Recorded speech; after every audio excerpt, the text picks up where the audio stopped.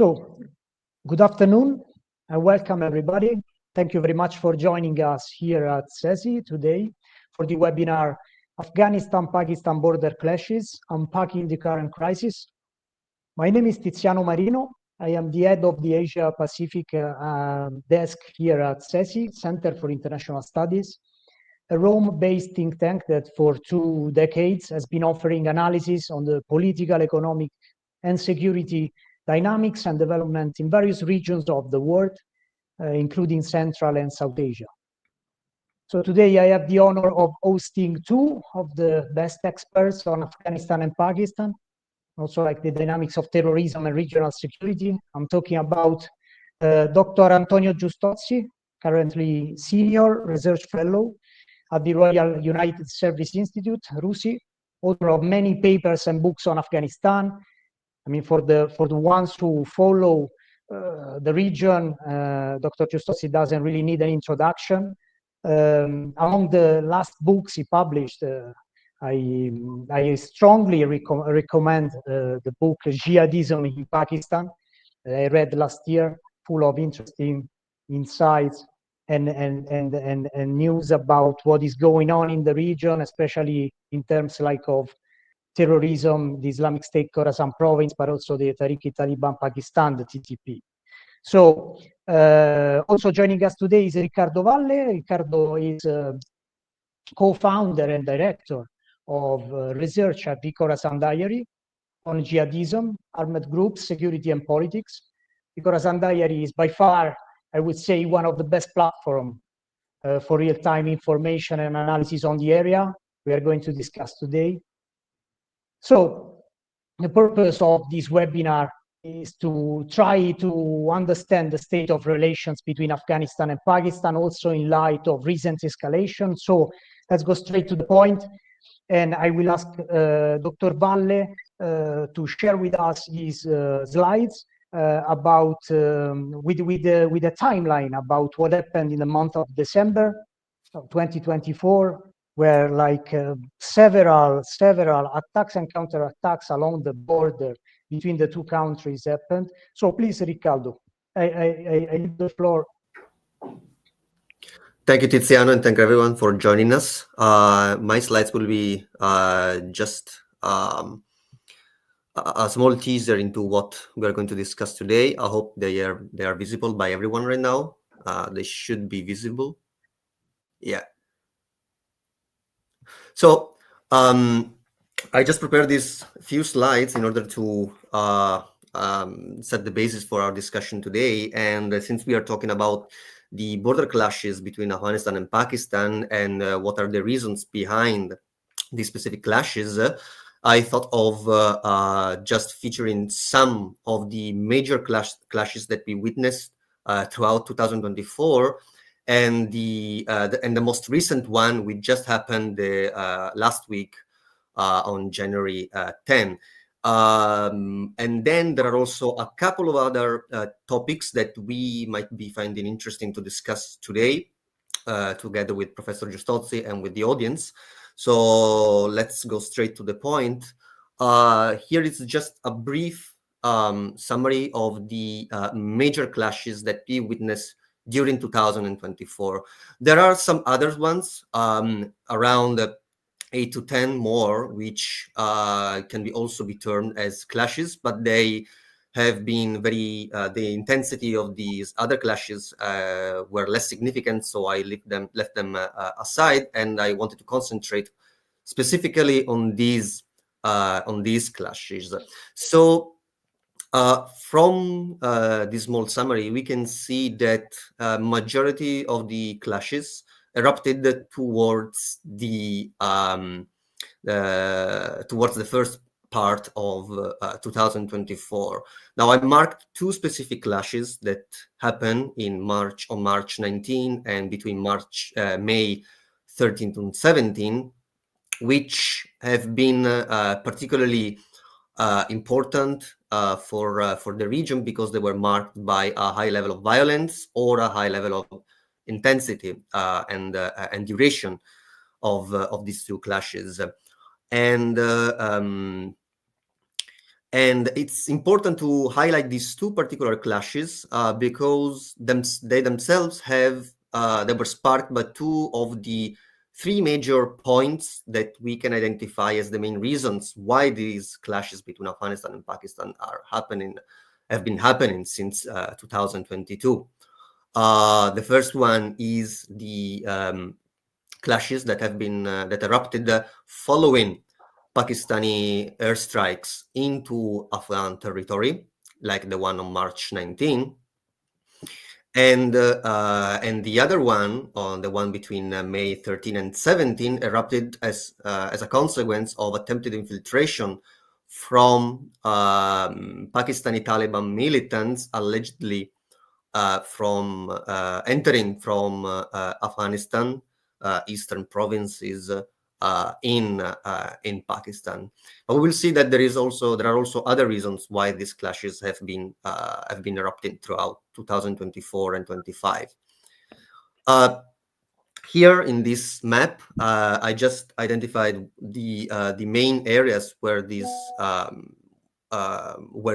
clashes have been ongoing throughout 2024 and the most affected areas. And we can see that there are some recurrent areas, and most of these are located along the Afghanistan-Pakistan border between Afghanistan eastern region and Pakistan Khyber Pakhtunkhwa province, specifically some districts, the Kurram tribal district, which is the closest point from Pakistan to Kabul, since it's shaped like a spear into the side of Afghanistan, and hence has been serving as a major avenue for cross-border attacks in the past, before 2021. And then we have another specific area which has been marked by frequent skirmishes following infiltration from Pakistani Taliban, the border between Bajor and Kunar. And then we have the North Waziristan, South Waziristan, the larger Waziristan tribal area, which borders Paktika province of Afghanistan.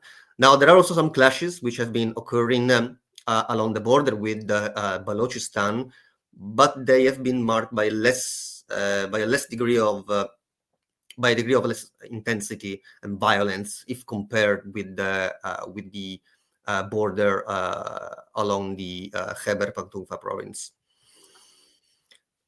If we look at the most recent clash that we witnessed in 2025, the one on January 10,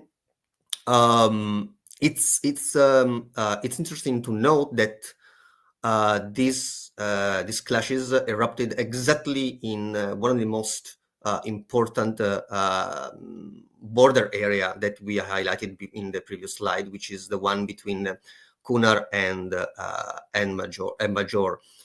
And these clashes have been erupted involving not only border guards of the two countries, but also heavy artillery from both sides of the border. Just going quickly, just as an introduction, I was referring before that we might find three main reasons behind these border clashes. So one of the most important one and recurrent one, even before the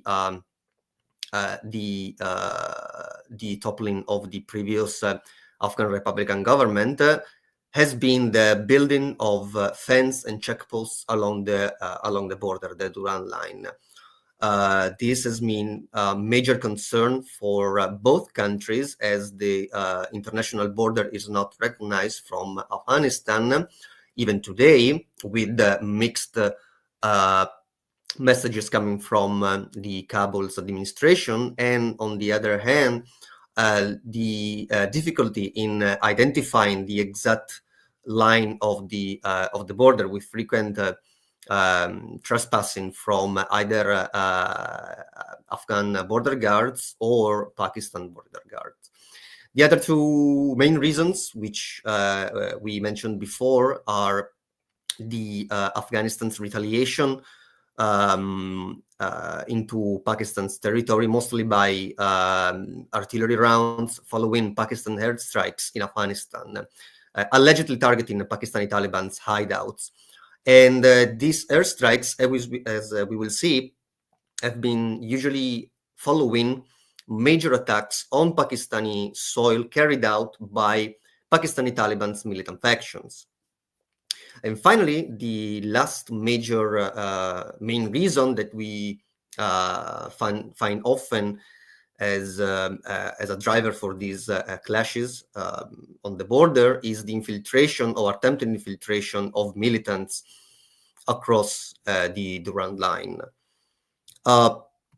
If we look at the history of Pakistani airstrikes in Afghanistan, we can see three major moments, three major airstrikes conducted by Pakistan's Air Force on Afghanistan soil. The first one was actually in 2022, on April 16, and it followed an increase in the activities of two of the major factions of the Pakistani Taliban, the TTP, Tehrik-e-Taliban Pakistan, and the Hafez Gul Bahadur group.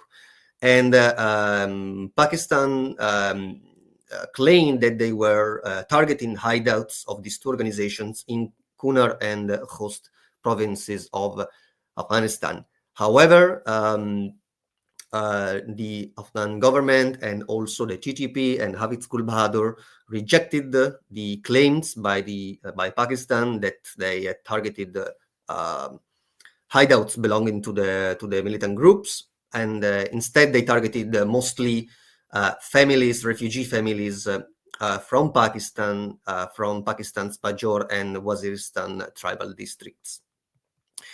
While in 2023 we didn't witness to any airstrike of Pakistan on Afghan soil, in 2024 we actually witnessed to two waves of airstrikes. One on March 19, 2024, hence the one I was referring before, and these airstrikes again targeted TTP and Hafez Gul Bahadur hideouts in Khost and Paktika. Specifically, Pakistan said that the main target was TTP commander Abdullah Shah Massoud. And it's interesting because this airstrike followed specifically a major attack that some days before Hafez Gul Bahadur faction of Pakistani Taliban carried out in North Waziristan, a huge suicide attack which killed several members of the paramilitary forces of the Frontier Corps of Pakistan.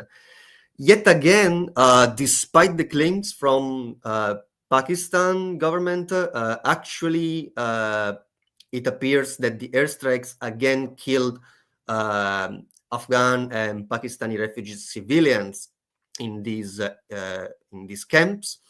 And the TTP published a video featuring Abdullah Shah that you can see here. And in this video, he claimed to be in South Waziristan. And the second major airstrike that we witnessed last year was on December 25. Again, this airstrike followed the deadliest TTP attack in South Waziristan, in Pakistan, from last year in 2024. They carried out a major attack in South Waziristan, killing at least 16 paramilitary forces of members of the paramilitary forces of Pakistan. Again, the airstrikes targeted the hideouts of the TTP in Barmal area of Paktika. The main target was the TTP media team, specifically the current so-called Minister of Information and Announcement, Chaudhry Mujibur Rahman Chat. And however, again, the TTP issued a video featuring the minister and other TTP members who were still alive. Again, majority of the victims, according to both the TTP and also the Afghanistan de facto government, were civilians, including children. However, this time very interesting, and this can be like a point of for starting our discussion, is that contrary to the previous airstrikes, where Afghan Taliban retaliated, this time the Afghan Taliban, except for some statements complaining about the attack, they did not retaliate. So this is very interesting, and we might discuss about these political these shifts in policies, both by Pakistan and by the Afghanistan de facto government. Before concluding, I just wanted to mention that from Pakistan perspectives, there has been a shift in the policy regarding airstrikes and retaliation, so-called retaliations for major attacks within Pakistan and carried out by militant organizations. And this refers to the fact that from Pakistani perspective, the major problem, the major issue is the infiltration of these militants across the border. However, there is an important point to highlight that you can see here that the majority of the TTP attacks claimed in 2024 have been conducted all in areas that are near the border with Afghanistan, and are mainly the same areas where the clashes have been between Pakistan and Afghanistan have been occurring. However, the issue is that the majority of the TTP members are already, and Hafez Kul Bahadur, are already inside Pakistan, and this is something that Pakistan is starting now to realize. And we can see some shifts in the policy, in the decisions that Pakistan as a government and as a country is taking in relation to these new developments. And I think that maybe we can start discussing about these dynamics, and also how these two governments are trying to deal with reoccurring issues along the border. So I stopped sharing, and I think we can go back to our discussion after this introduction. Thank you very much for your intervention. Just one quick question. Tell me if this is correct. You mentioned more or less all the strikes of the Pakistani Air Force in Afghanistan, in the Afghanistan territory in the last 2-3 years. Is it correct? Like this time, I noticed like that after the strike, there was a certain degree of, let's say, activism on social media. Many accounts started to share like news about these strikes on the Afghan territory, and it seems like Pakistan has always maintained a certain, I would say, like a low profile after the strikes. I would like to ask you just like for a quick answer, if you notice this, and if it's true, what's your opinion? What's your assessment of why Pakistan this time somehow spread informations about the strike? I mean, you notice that something is changing? Is there anything different from the past? Yes, definitely. I think that this is one of the major points. So I think we can divide the discussion in two perspectives. Like the one that you were mentioning on the more social media showing of force, show of force of Pakistan. is trying to project an image of Pakistan which is capable of retaliating against those elements which Pakistan's claim are based in Afghanistan. And this is more a narrative that serves internal dynamics that has as targeted audience the larger Pakistani public. I think that it is interesting, specifically for this latest airstrike, to see the fact that this time Afghanistan has not retaliated. And if you combine these 2 points, the one we just discussed now, and the second point from the Afghanistan perspective, I think we can see that there is a change in the approach of Pakistan toward Afghanistan, and it's an approach which is divided into two parallel paths. So on the one hand, we can see that Pakistan is conducting airstrikes, is answering through kinetic actions inside Afghanistan. But at the same time, it is keeping very distinct these security concerns that Pakistan has with the diplomatic, economic, and political concerns that it has with Afghanistan. So at the same time, we can see that Pakistan and Afghanistan have been engaging continuously on a number of issues like visa, for instance, or border trade. So at the same time, we can see this double approach from Pakistan, one concentrated on security, and on the other hand, the other one concentrated on diplomacy. And this is exactly what Afghan Taliban officials have been telling Pakistan already since 2022. We also did an interview with Zabiullah Mujahid, the spokesman for the Afghan Taliban, and he, de facto government, and he also claimed that Pakistan needed to keep separated the issues of security from the one that relates to diplomacy, to politics, and to economics. And I think that these latest airstrikes from Pakistan really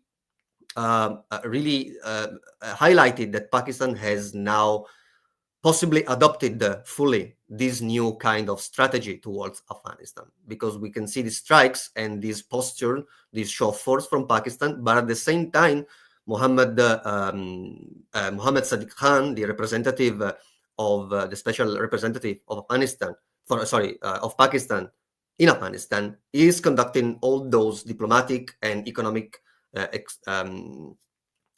exchanges with the Afghan government. Thank you. Thank you very much for your reply. So let's move to our other guest, Ce.S.I, please. I would like to discuss a bit about what happened. So beginning of December 2024, we can say there was optimism in the air after Pakistan reappointed a special envoy to Afghanistan. Just a few days later, the 11th of December, there was this terrorist attack that killed Khalil Haqqani, the Minister of Refugee of the Taliban government. So I would like to know, first of all, whether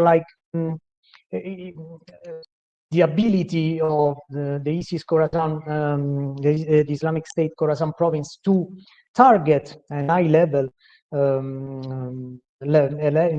Taliban was somehow something that we could imagine, because the organization was weakened, so has been weakened, and so this attack somehow surprised many. And on the other hand, I would like to ask how this impact as an impact, I mean, can have impact on the dynamics or the internal dynamic of the Taliban movement. So please, the floor is yours.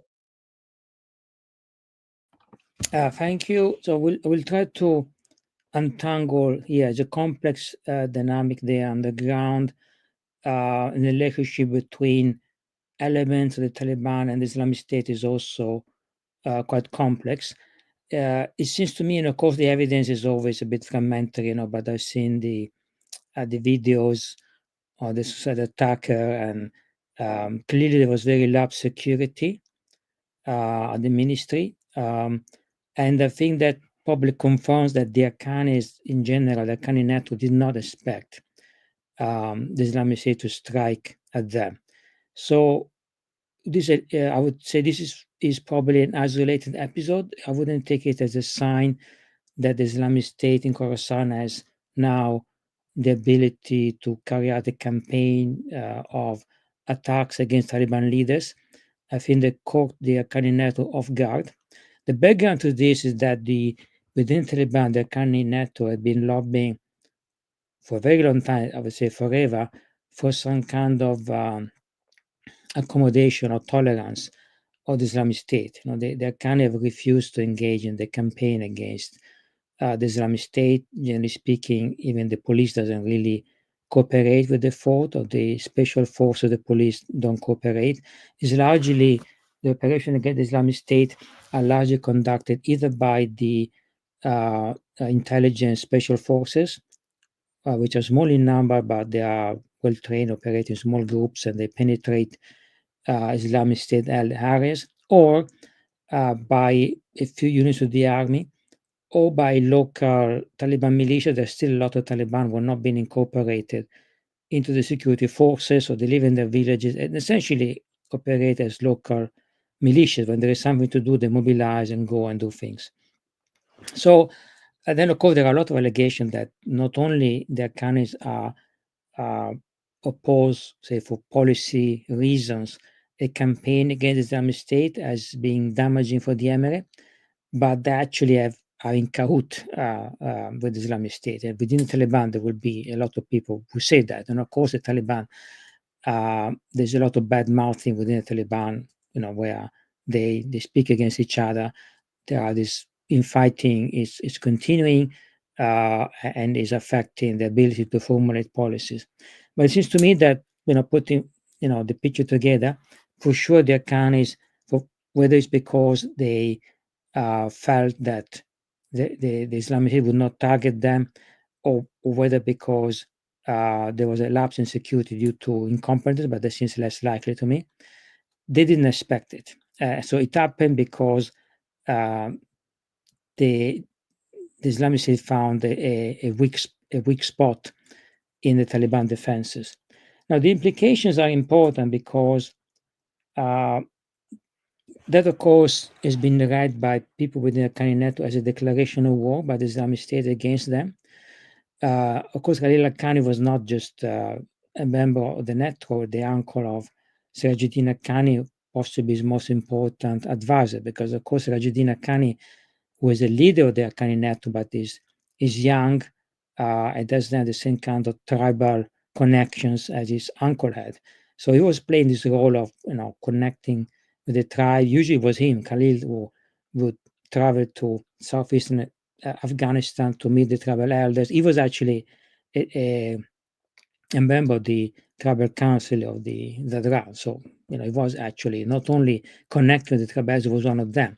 So he had this kind of connection, was very important, of course, for the Kani network. And recently, for at least a month preceding the murder, he, for some reason, not clear to me why, but he was actually campaigning actively among the elders against the Islamic State. He was delivering speeches, encouraging people to oppose it, to resist them, to prevent recruitment into the ranks of the Islamic State. That, of course, could explain the murder. But in general, this was unexpected because clearly the Afghanis felt that their position concerning the Islamic State was such that they would shelter them from attack. And of course, given the importance of Khalil Haqqani, especially at the personal level for Sirajuddin and for the family, I think it's inevitable now that the Haqqanis have to turn against the Islamic State. So that was an important decision. We understand from Islamic State sources that the governor of Khorasan, Sanallah Ghafari, opposed the decision. It was overruled, and I think it's the first time I know that it was overruled by the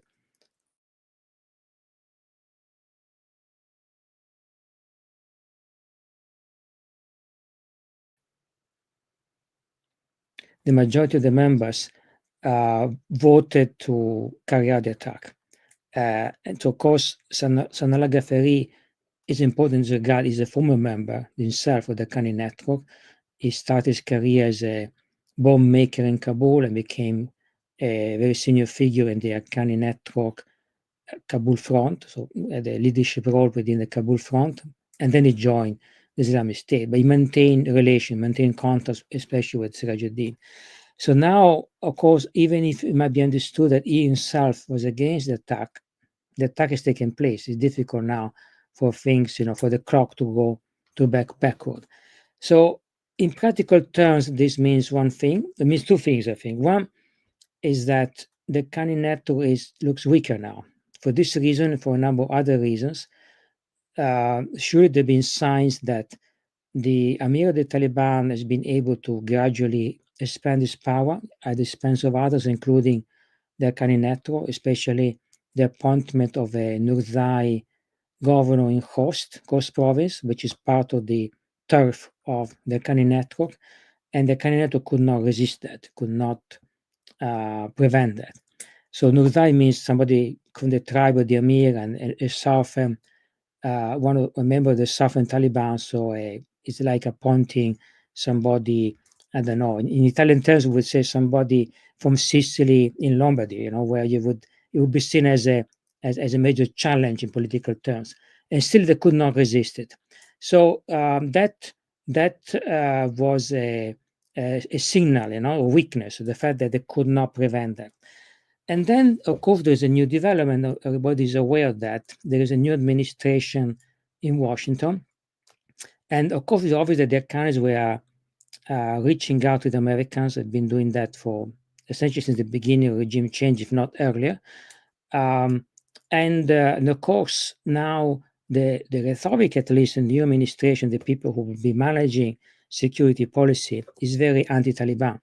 So I think this kind of discrete connection between the CIA and Taliban intelligence in particular, but also favors and communication with Sirajuddin Khan himself, is going to be much more difficult to happen. Of course, until the administration is in place, we will not know for sure.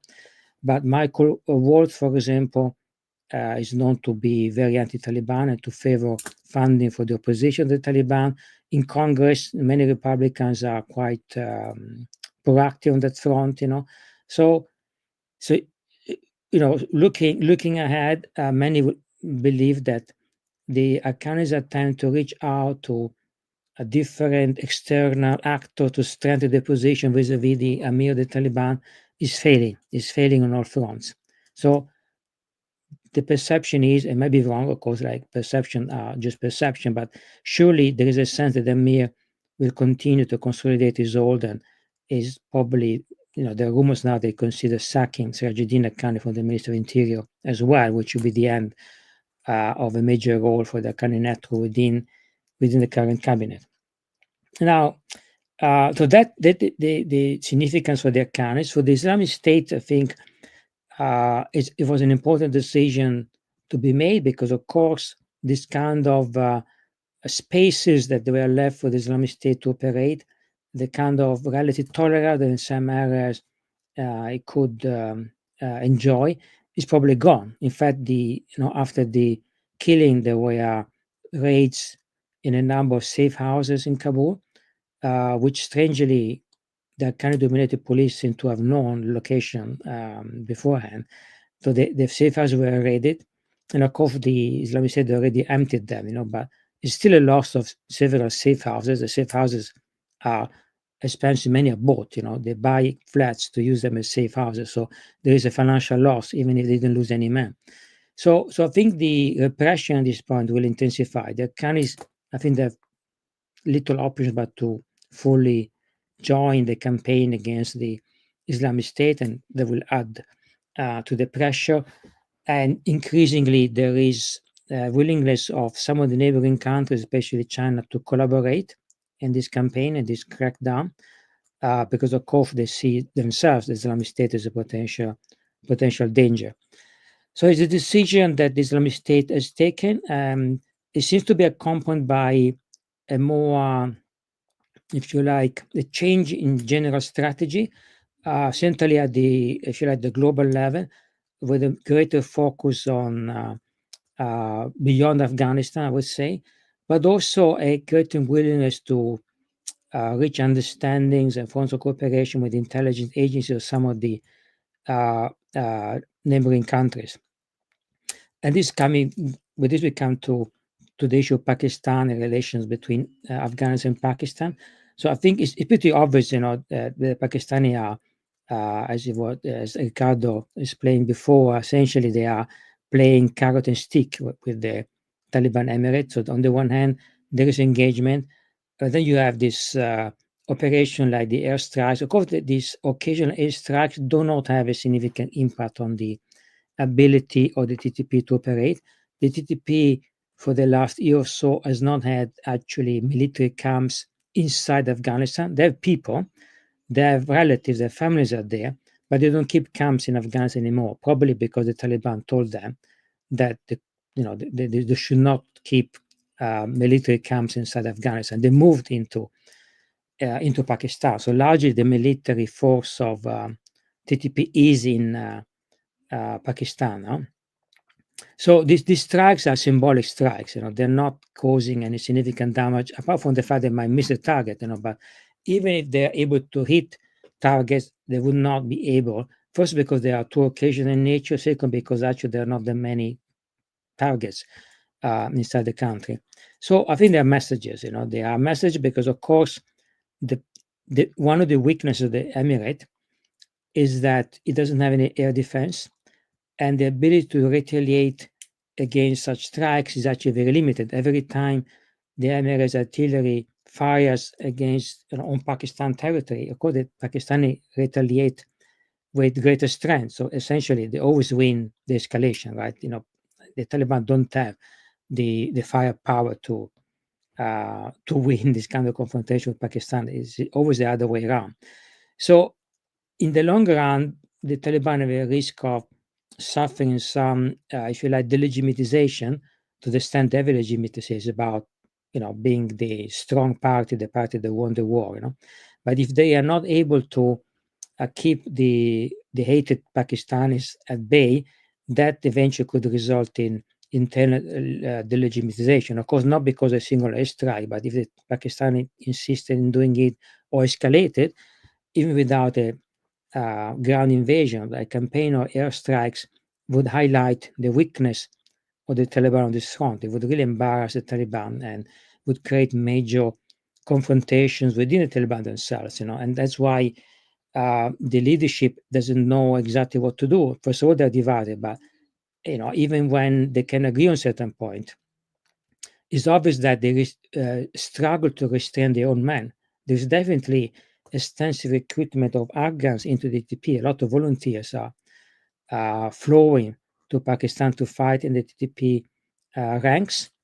This claim by the Pakistani, but actually confirmed by local sources. In fact, the Taliban are quite, many local Taliban commanders are quite proud of saying, I got men fighting in Pakistan, I'm going myself, they're sending weapons, cash, ammunition, So this is not good for the Americans because, of course, escalate tension with Pakistan, but they can't stop it. The way up, there was of course, a decree, from the Amir a while ago banning this participation in foreign jihad, but it was implemented maybe for 2 or 3 months, or seemed to be implemented, and then it all collapsed. Every time there's an airstrike or some bombardment of Afghan territory, the emotions run very high, and the Taliban leadership is not able to restrain that. And there are almost funny episodes of Taliban cadre or Taliban official organizing webinars, because they also do webinars now, so they're quite modern now on that front,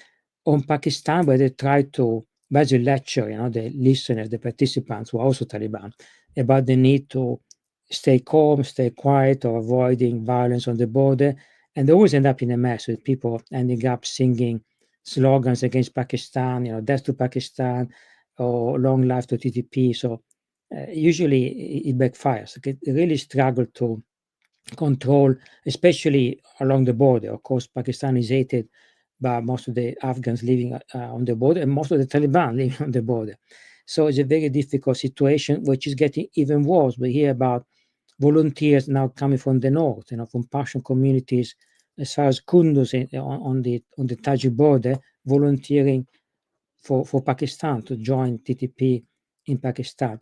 So there's this gradual escalation. It's not, of course, something new, as Ricardo has shown. It's been going on for quite some time, but it's getting gradually worse. And of course, the background to this, TTP today, is a much more capable insurgent organization that used to be in eastern regions. It's a much more, if you like, professional guerrilla force. It's no longer a bunch of guys with weapons. It's a guerrilla organization. They essentially seem to have absorbed a lot of know-how and advice that Al-Qaeda was providing for a long time, even before TTP was formed. If you look at the Bin Laden papers that were rescued in 2011 in Abbottabad, there were, among the other things, there were letters by advisors, Al-Qaeda advisors to the pre-TTP Pakistani Taliban, basically telling them all they had to do, to professionalize their operation in Pakistan, which they didn't do under previous management. But the current leader, as soon as they became leader, Nawal Masood in 2018, he started implementing Al-Qaeda advice, probably not because he found his old letters, but there are still even now Al-Qaeda advisors with the TTP, and it seems that Al-Qaeda in the Indian subcontinent has identified the TTP as a best chance of having a major impact in the region. So, you had the difficult relation with the Taliban when Adari was alive. I think under the new leader, who was not formally appointed leader, but we know that Saif al-Alda is a de facto leader and he leads, he operates. He has adopted a much more pragmatic approach and essentially has decided to do what Adari always resisted, is embracing national jihads. So essentially, you could say from Al-Qaeda, global jihad is almost dead. The policy now is to support and facilitate national jihadist movements. TTP is one example, where the Taliban, except they're in power, but there would have been one. But other examples you would find in Africa, like JNIM in Mali or Al-Shabaab, So instead of trying to resist national jihad that they did in Syria, and that resulted in the split and the loss of the biggest branch at that time, they're now embracing it. And that means that a movement like the TTP, which says, we are a national jihad, we don't care about the rest of the world, is perfect for that. And of course, the gain would be if they could establish a safe haven in Khyber Pakhtunkhwa at some point, like an area completely beyond the control of the Pakistani government, then they would be in a position to probably resettle there, or at least have two safe havens next to each other, because they don't trust the Afghan Taliban. They are aware of connection between some Taliban leaders, including Sirajuddin Haqqani, and the CIA, which for them must not be very reassuring. And then would have a separate safe haven where they could easily take refuge and develop capabilities. So basically, to summarize, I think, as a complex environment, different actors. The Taliban are a bit paralyzed and divided. Al-Qaeda found an issue themselves. By doing this, the Taliban cannot prevent this. If the Taliban try to crack down on Al-Qaeda training for TTP or Al-Qaeda advising or Al-Qaeda support, they would go against the majority of their own members. They're not going to do it. The Taliban are divided, so they campaign against each other. So there's a very big pro-TTP constituency within the Taliban. So none of the leaders, even those who understand this is not going to be good for us in the long run, they can't do much about it in the current situation. We understand the Chinese who have good relations with the Taliban and try to put pressure on them to do something about TTP, but the reality is that the leaders really can't do much. So I guess I don't see how the situation is going to improve, because the Pakistani will continue the little escalation, trying to add to the pressure. We haven't mentioned the expulsion of illegally resident Afghans in Pakistan, but it also was a form of pressure. It's suspended now, but the court could restart any day, right? So in a sense, they're trying to make life harder for the Taliban, but there's more the level of messaging. right? So they do something, but they don't go very far. But just the message is, we could really make your life impossible there in Kabul if we wanted to. So listen to us, do something. But the reality is the Taliban really can't do much, So it's not an enviable position to be, that of the Pakistani authorities. Thank you. Thank you very much for this very detailed picture about what is happening. I mean, a really complex situation. As you said, like many actors involved, I would like to just go for a quick second round of question before we conclude this webinar. And I would like to move to Riccardo, to Dr. Valle. Let's go back for a moment to Pakistan. We know that the attention, if you like, of the security forces of Pakistan is widely, it's like somehow focused on also internal dynamics. No, I mean, I'm talking about the opposition, the situation of Imran Khan. This is probably somehow not giving the chance to really address the security issues at the border with Afghanistan. So I would like to ask you and to know, since like you know the country very well, so you can give us like a bit like the feelings. Now you can tell us about what is going on there. Thinking about especially like the future, the long term, the medium to long term. Will be like Pakistan able like to find a political solution essentially, and not just a military solution to what is happening at the border, and a political solution to the TTP issue somehow. And also, like we know that there are several factions in Pakistan. I mean, are there like factions who are advancing proposal, are proposing something, solutions to the crisis? And what do you think, or the political situation, the internal political situation, will undermine the attempts to solve the problems with the neighborhood?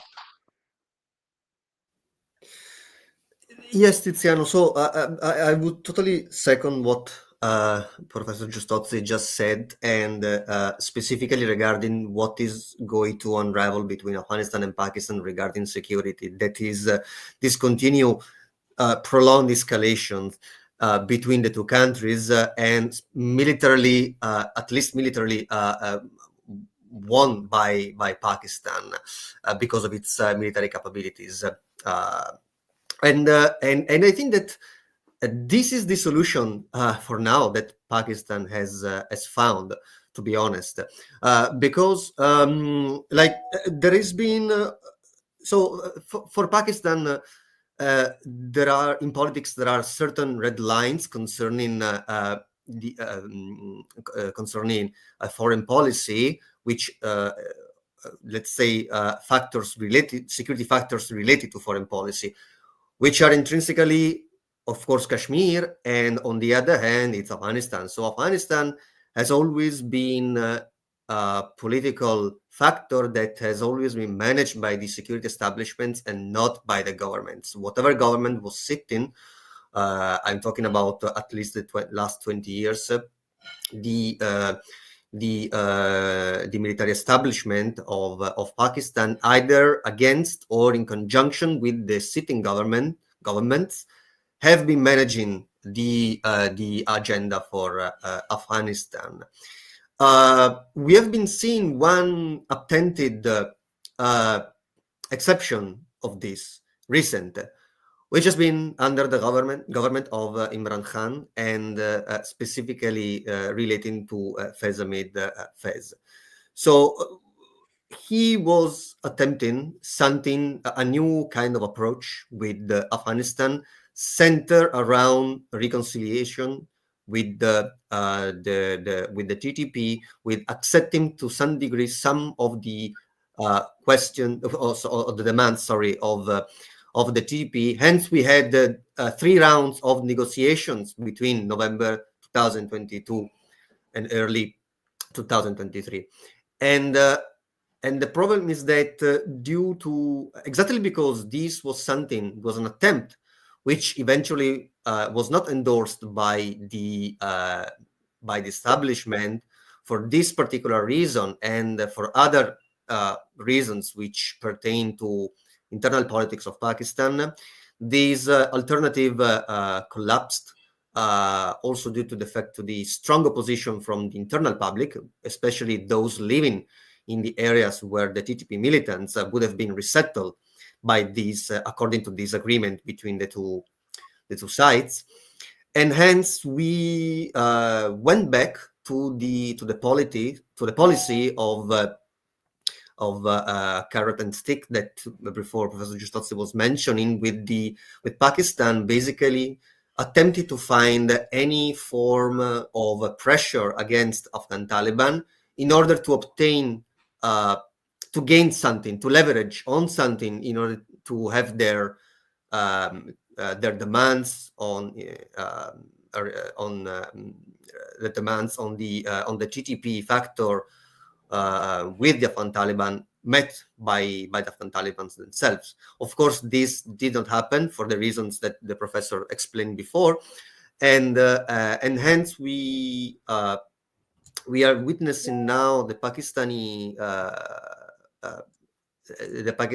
military establishment still conducting their own strategy regarding Afghanistan, which pertains exclusively on security. But this time, whereas before the establishment was managing all the, let's say, portfolio of Afghanistan, involving all different aspects regarding Afghanistan, policies towards Afghanistan, now possibly, only time will tell, we are witnessing this distinction made by Pakistan, whereas security is the domain managed by the establishment, and the diplomatic approach and economic approach is managed by the current government. Of course, the current government is sanctioned by the establishment, so one could argue that at the end of the day, it all revolves around the decision of the establishment, which is true.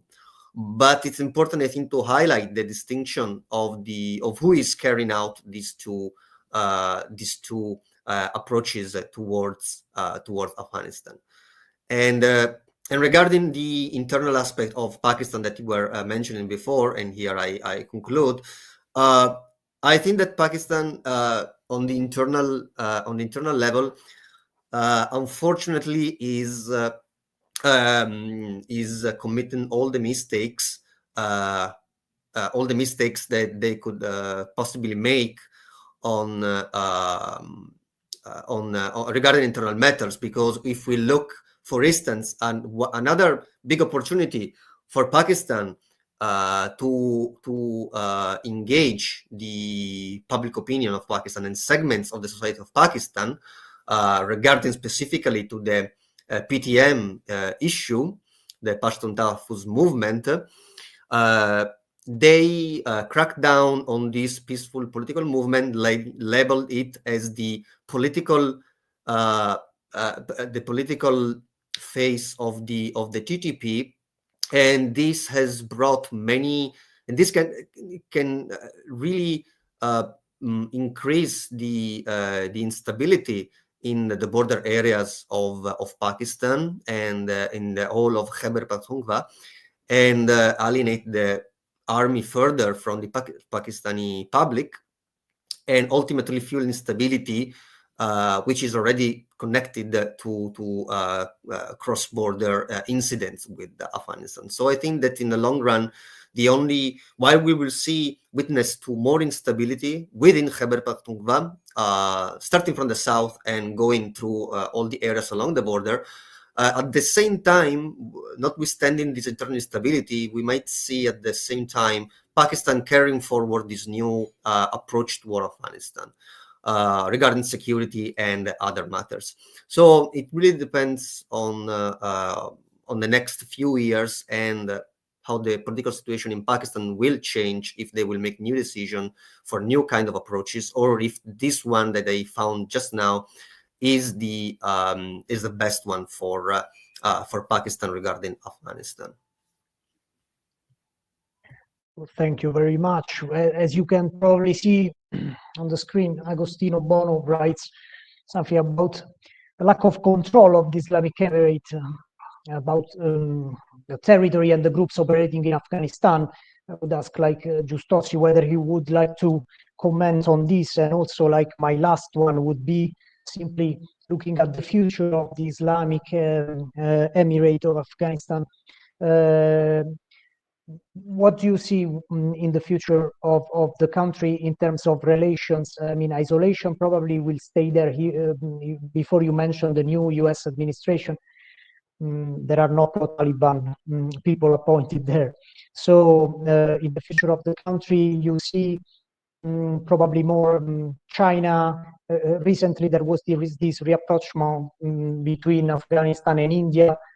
Do you think that this dynamic can really have somehow developments, can have a future also? And you see a more active role of China since they enjoy a good relationship, of course, with Pakistan, perhaps also in mediating about what is going on between the two countries. I'm curious about that.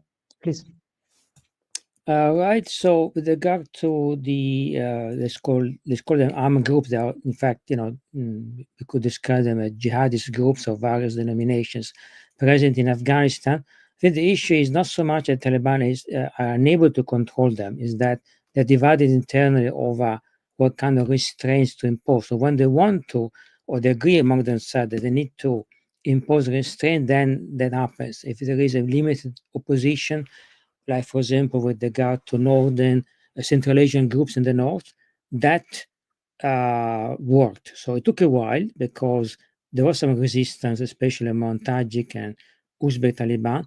But the Uzbeks, they were based near the border with Uzbekistan. The Tajiks were based near the border with Tajikistan. The Uyghurs were based also near the border with Tajikistan. They've been relocated. They've been forced to relocate. They've been brought under control. Of course, they are not huge numbers in comparison to TTP. So TTP is much bigger. But really, the problem with TTP is that within the Taliban, there is probably a majority of members who are very sympathetic to TTP, one, and those members are concentrated geographically in the east where TTP people mostly are based, and along the border with Pakistan, the eastern border. So it makes it very difficult for the leadership to do anything because essentially it would have to go against a large part of the members and also of his own local leaders and etc. So I think that is really the issue. TTP, of course, has probably now at least 15,000 out members, so it's not a small organization. And also happens to his area of, say, presence inside Afghanistan, large overlaps with that of the Islamic State. So the Taliban also worried if they put pressure, decided to crack down on TTP, they would risk either alliance of the factions to the Islamic State. So they have to be cautious. So as Ricardo was saying, there have been attempts, to kind of find some solutions, probably not very well thought out. Mediation with Islamabad didn't work, of course. Relocation to the north, but again, that surely was not very thought out properly because nobody wanted them in the north, of course. No one wanted the TTP go to the north. Of course, the morality of TTP is very high. I mean, they see the historical opportunity. They in 2014, when they seemed defeated, they were very unpopular in Khyber Pakhtunkhwa. Now, as a result of a series of developments that recall popularity in Khyber Pakhtunkhwa, there's a huge level of resentment against Islamabad, against the government, in part because Imran Khan is very popular among Pashtuns. So even secular Pashtuns are very angry with the current government, with the army, because what happened. So for TTP, why would they give up? I mean, they're not going to have another chance like this for another 50 years.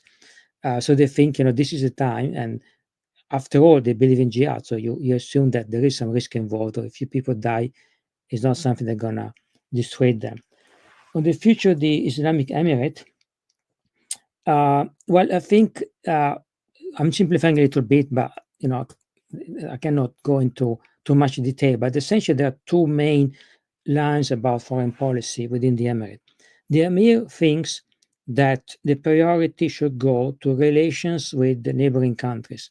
In fact, he was even in favor of good relations with Pakistan, but that didn't work out. But certainly is trying to keep good relations with Iran, even if many Taliban don't like Iran, and vice versa. A lot of people in Iran don't like the Taliban, but he's trying to keep good relations. He's in favor of good relations with Russia, with the Central Asian, and with China. And he thinks that Western countries, especially the Americans, certainly not a priority, and probably if they're not around, is even better. For two reasons. I probably would agree with Putin that Western influence has a corrosive impact on society, on the morality of society. But more pragmatically, he knows that the Taliban will have connection with the Western country like Sirajuddin Khani, but also the defense minister Mullah Yaqub and some others. They would benefit more than the emir of any support of any kind, development aid or whatever, coming from the West.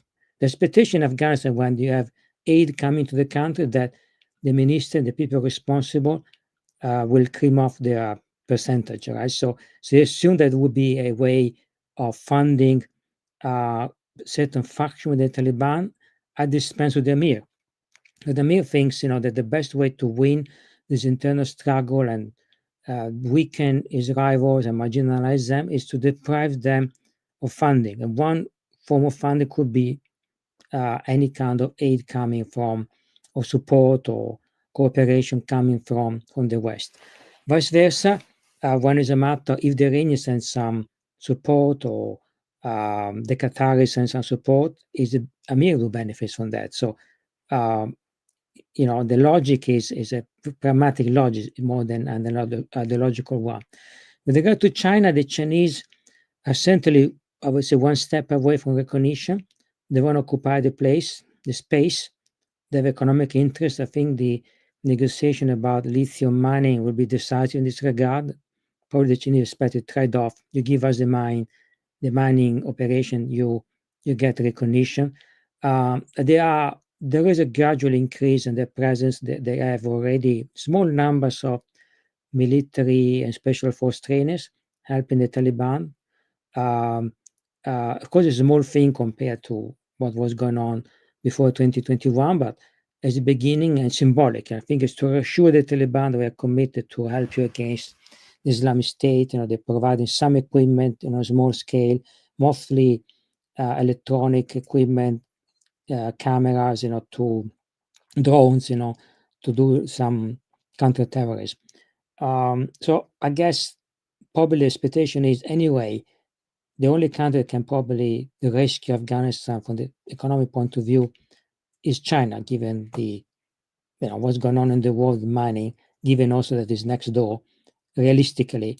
So I think on China, more and more the Taliban, despite the reservation, they know the Taliban do business in a very ruthless way. The Chinese are known to the Taliban and to the Afghans as ruthless businessmen.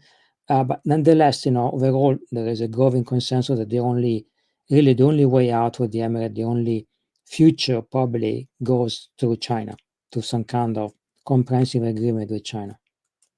And probably they're right, because I don't see who else is going to rescue them. So thank you very much. Let's conclude here. I really thank you very much. I would like to thank all the ones who followed us today, and thank you to Dr. Valle, thank you to Dr. Giustozzi for this very interesting discussion, and goodbye. Thank you. Thank you. Bye.